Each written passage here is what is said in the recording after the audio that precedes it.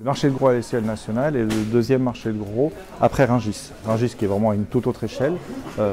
Et c'est surtout le marché de gros qui est au nord de Paris, ce qui fait qu'il draine en termes de clientèle une population assez large qui va du nord de Paris jusque Belgique, Pays-Bas.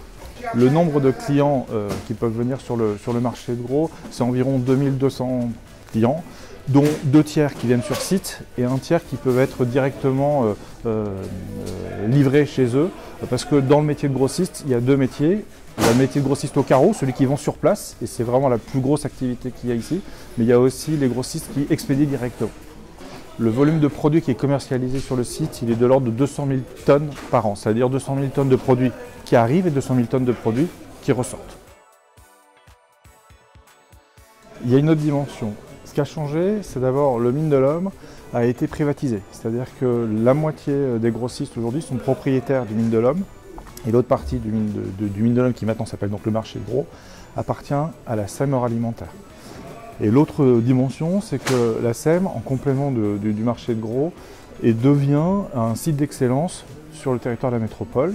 Donc, site d'excellence comme les autres sites d'excellence que sont Aura Technologie ou Aura Santé.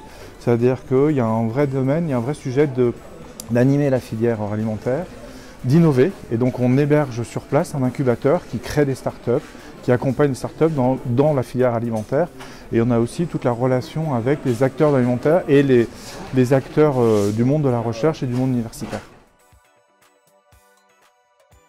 C'est tout l'enjeu. C'est comment, au bout du compte, on fait travailler ensemble un métier grossiste avec toutes ses particularités et des métiers justement de start-up un peu plus nouvelles sur la food tech et de voir les liens qui peuvent se créer. Aujourd'hui, l'incubateur accompagne une quarantaine de start-up, dont un peu plus d'une dizaine qui sont sur le site.